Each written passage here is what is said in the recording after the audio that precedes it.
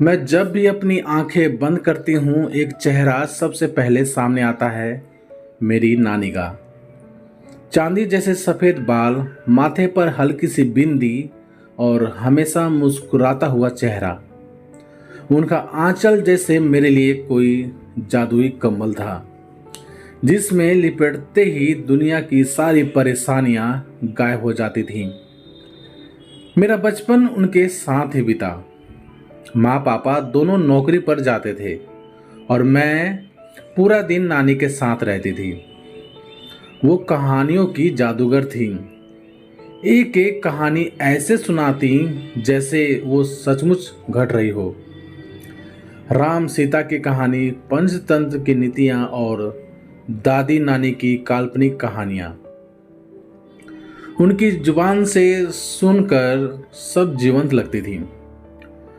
पता है, परी भी आई थी आज रात, तुझे आशीर्वाद देकर गई है, वो हर सुबह कहती। जब मैं सपनों से उठकर नींदी आंखों से उन्हें देखती, उनका प्यार, उनकी बातें, उनका हाथों से बना हुआ खाना, सब कुछ मेरे जीवन की सबसे बड़ी सौगात था। समय बीतता गया, मैं बड़ी होती गई। स्कूल, कॉलेज और फिर करियर की आपाधापी में जिंदगी जैसे दौड़ने लगी। दिल्ली आ गई थी पढ़ाई के लिए। नानी अब पहले जैसी फुर्तीली नहीं रही थी, लेकिन उनकी आवाज में वही मिठास थी। बिटिया, खाना खा लिया? थक गई होगी, जरा आराम कर ले। हर शाम उनका फोन आता और अगर मैं कभी व्यस्त हो जाती तो वह कहती, कोई बात नहीं, तुझे काम से फुर्सत मिले तभी बात कर लेना, बस ध्यान रखना, खाना समय से खा लेना। एक बार मैं 3 दिन तक व्यस्त रही और कॉल नहीं उठा सकी। जब बात हुई तो आवाज़ हल्की थी, लेकिन वही स्नेह था। मैंने तो सोचा बिटिया बड़ी हो गई है, अब नानी की याद कहाँ रहती है उसे। उस दिन बहुत रोई थी मैं, पर जीवन फिर से भागने लगा। करीब 2 साल बाद ऑफिस से छुट्टी मिली तो सोचा कि इस बार नानी के पास जाना ही होगा। जब गांव पहुंची तो एल्बम निकाले, यादें ताज़ा की। मैं दिल्ली लौटी लेकिन मन वहीं रह गया। 1 हफ्ते बाद ही फोन आया, नानी नहीं रही। माँ रो रही थी, लेकिन मेरे अंदर सन्नाटा था, जैसे किसी ने दिल का टुकड़ा निकाल लिया हो।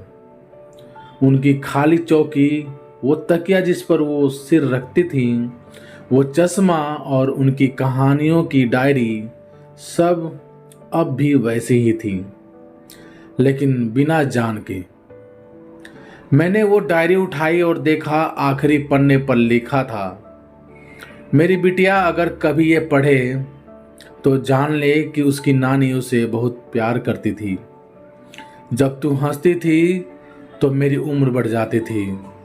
तू मेरी कहानी थी बिटिया, अब तुझमें ही मेरी आवाज़ बसी है। मैं फूट फूट कर रो पड़ी। वो अब भी मेरे साथ थी, मेरी रग रग में, मेरी सांसों में। आज मैं खुद एक माँ हूँ और मेरी बेटी जब अपनी नानी के बारे में पूछती है तो मैं उसे वही कहानियाँ सुनाती हूँ। वही मिठास, वही स्नेह और वही आंचल अब मेरे अंदर से निकलता है। नानी तो चली गई, लेकिन उनका प्यार मुझ में जिंदा है। उनकी कहानियाँ अब मेरी जुबान से निकलती हैं और जब भी कोई पूछता है तुम इतनी कोमल कैसे हो, मैं बस मुस्कुरा देती हूँ, क्योंकि मैं अपनी प्यारी नानी की परछाई हूँ। तो प्यारे दोस्तों, आप सभी को ये कहानी कैसी लगी, प्लीज़ कमेंट करके हमें ज़रूर बताएं। यदि ये कहानी आप सभी को पसंद आई हो तो लाइक करें, शेयर करें और चैनल पर नए हो तो चैनल को सब्सक्राइब भी ज़रूर करें। चलिए दोस्तों, मिलते हैं आप सभी से एक और नई कहानी के साथ। तब तक ले जय हिंद, वंदे मातरम।